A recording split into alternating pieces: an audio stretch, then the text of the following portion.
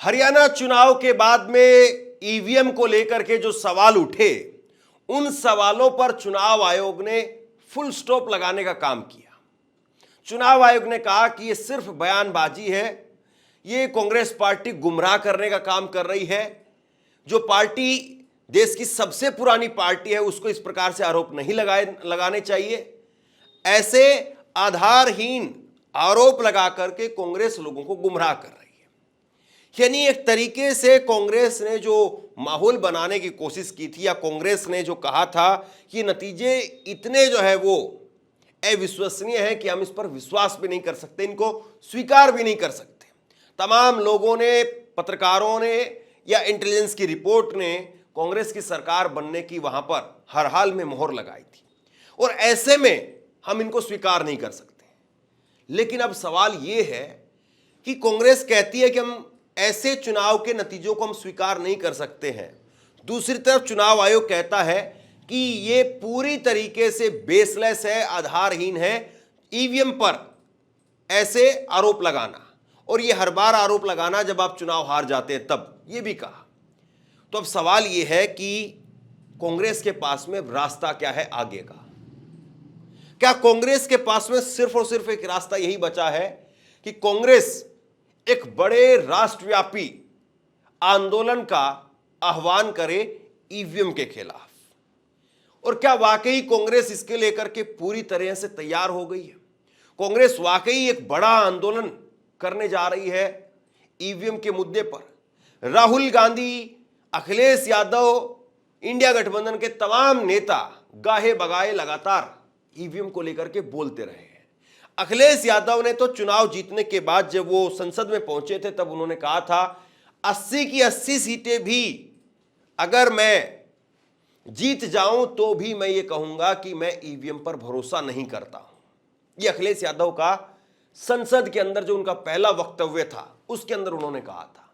और उसके आगे उन्होंने कहा था कि ईवीएम से जीतकर ही ईवीएम को हटाएंगे, कि कल को हम ईवीएम से जीतेंगे भी और फिर भी ईवीएम को हटाएंगे।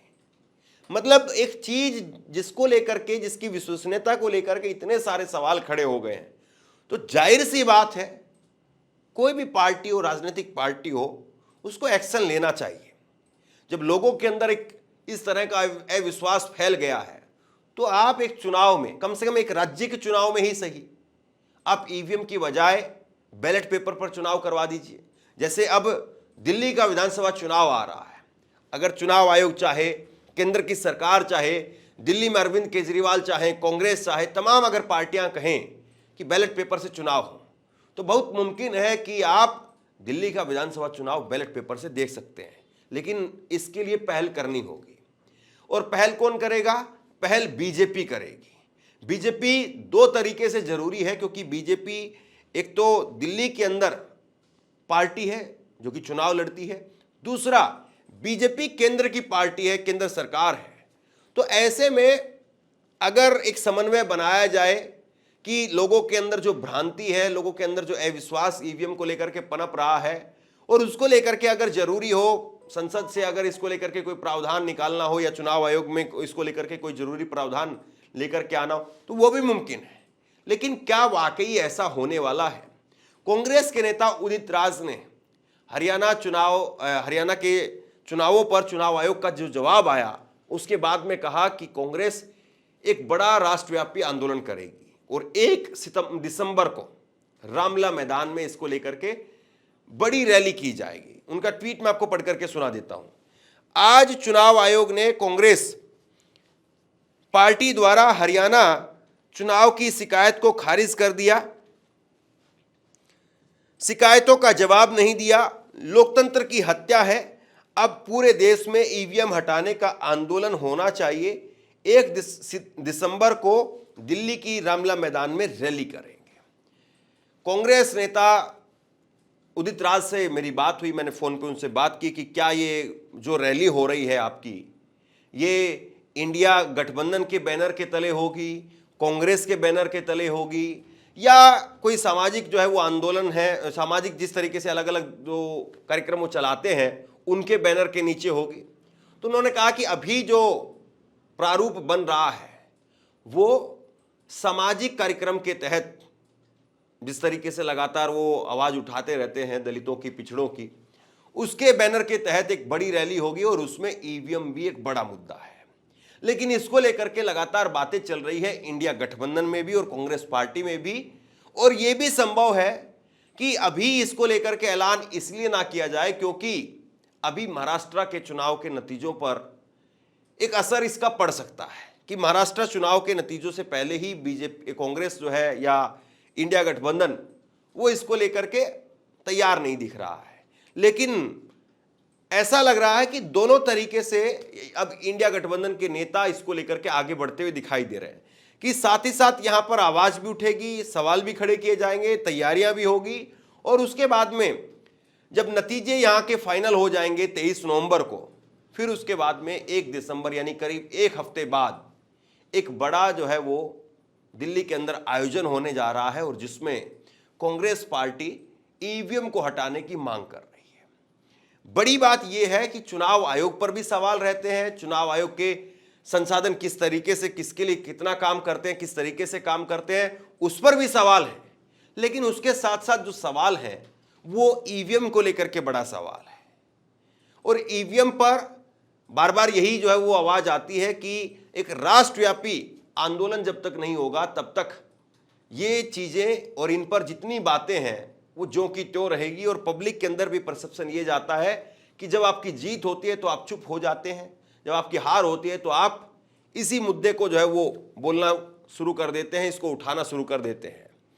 अगर मान लीजिए कि महाराष्ट्र के अंदर 23 नवंबर को जो चुनाव के नतीजे आएंगे और उसके साथ साथ उत्तर प्रदेश में भी उपचुनाव के अंदर 9 सीटों पर उपचुनाव हो रहा है, वहां पर अगर जो चुनाव के नतीजे हैं उसके साथ झारखंड में चुनाव है, चुनाव के नतीजे इंडिया गठबंधन के पक्ष में चले जाते हैं और उसके बाद में अगर इंडिया गठबंधन दिसंबर में कोई बड़ी संयुक्त रैली करके इसके खिलाफ अगर मुहिम छेड़ता है तो बहुत हद तक संभव यह है कि फिर अगला जो चुनाव होगा, यानी लोकसभा के चुनाव की अगर तैयारी देखें हम लोग, या उसके बाद में उत्तर प्रदेश का एक बड़ा चुनाव आ रहा है 2027 का चुनाव, तो ये जो गुजरात का चुनाव इसी बीच में, ये जो बड़े चुनाव आ रहे हैं, संभव है कि फिर इससे पहले भी कोई बड़ा फैसला जो है वो निकले। लेकिन पहल आपको करनी पड़ेगी, यानी इंडिया गठबंधन को पहल करनी पड़ेगी, इंडिया गठबंधन को इसको लेकर के लड़ाई लड़नी पड़ेगी, इसमें कोई दो राय नहीं। और जब तक ये नहीं होगा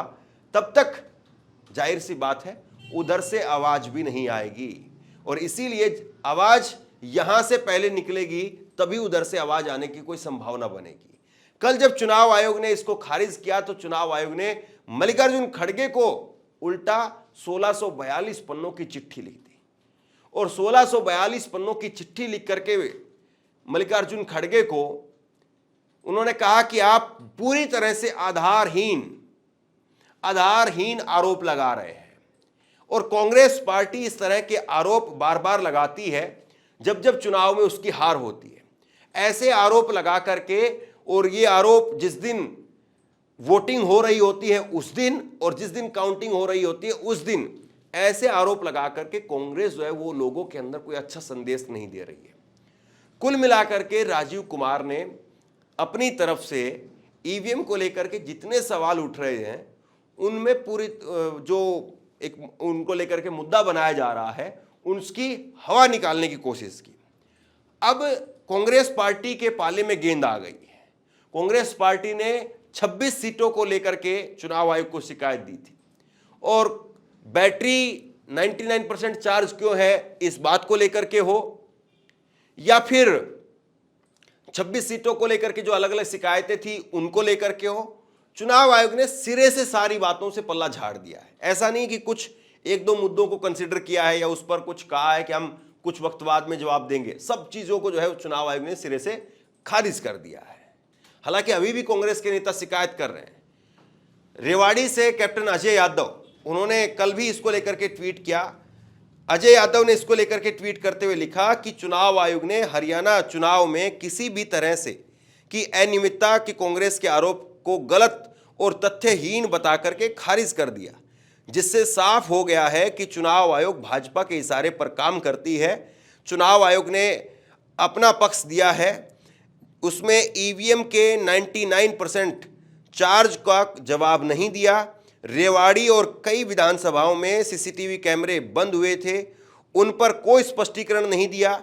एलोन मस्क ने भी माना कि ईवीएम में प्रोग्रामिंग हो सकती है, इसीलिए चुनाव आयोग का यह निर्णय बड़ा ही दुर्भाग्यपूर्ण और न्याय संगत नहीं है।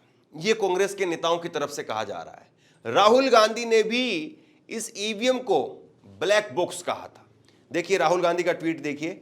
राहुल गांधी ने 16 जून को इसको लेकर के ट्वीट किया था कि भारत में ईवीएम एक ब्लैक बॉक्स है, किसी को भी इसकी स्क्रूटनी करने की अनुमति नहीं है।